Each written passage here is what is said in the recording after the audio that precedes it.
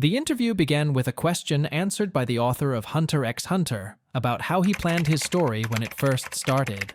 Togashi replied that since the first 3 chapters of the story, he had planned for Gon to fail the Hunter's exams, and then doing 1 or 3 years' time jump.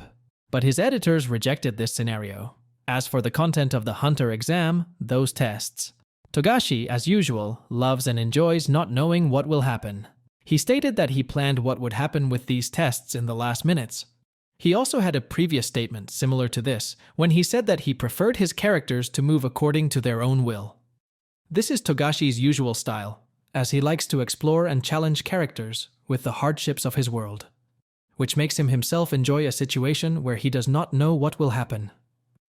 The writer continued and said that he planned for Killua, Gon's future friend, and Hisoka, the villain, to appear from the beginning of the story. To say that he decided what the structure of the main story would be from the beginning, but he leaves the rest of the narrative details until the last minutes. But after about a year or so, he had to make major changes to the main structure of his story. The next question was as follows. I heard that the timeline and the background of the characters are connected. So, how do you approach creating a character's background? Such inquiries are meaningful for Togashi, because we have some writers focusing on superficial and naive questions, while others delve into aspects truly important to the narrative. Togashi reveals that he dissects the essence of his characters into 3 components: appearance, personality, and situations. He decides on these elements randomly as the story unfolds. Taking Killua as an example, he predetermined that Killua would be the hero's friend, possess superhuman physical abilities, and hail from a family of assassins. The visual representation is crafted after these decisions. For character design, Togashi extensively reviews cultural and heritage resources, such as books, films, music, historical or cultural figures, artists, and athletes, to create a fitting portrayal. Killua's appearance was based on the following works that you see on screen. His first appearance was influenced by the drawings of Atsushi Kamijo and Tajima.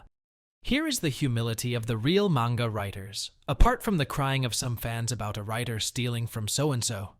Togashi also stated that Killua's character evolved through his interactions with Gon, Kurapika, and Leorio.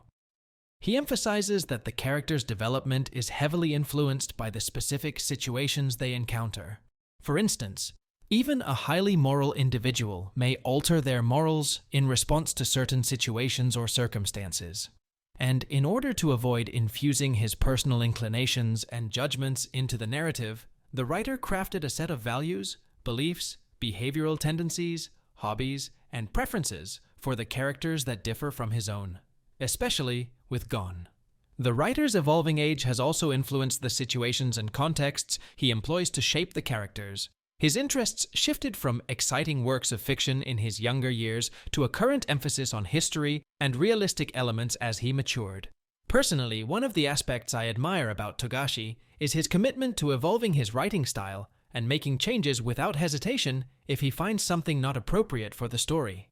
Yumiko Seki, a 25-year-old Japanese artist, asked if she and the members of her Japanese idol girl group are drawn on the posters in the manga. Togashi confirming that the members of the band, including Yumiko, are indeed present in his drawings.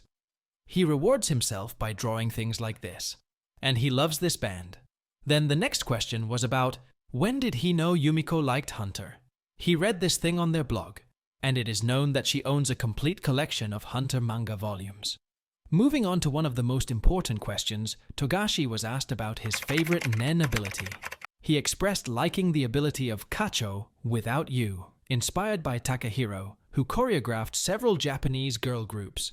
Regarding the nen ability Togashi would choose for himself, it is the Fujetsu's ability. He appreciates the power of the secret door as it saves time and money, allowing him to conveniently crawl to the hospital in case his back pain worsens. The interview with Togashi concludes here, with a promise of a second part on the 21st of this month, where more important revelations will be discussed.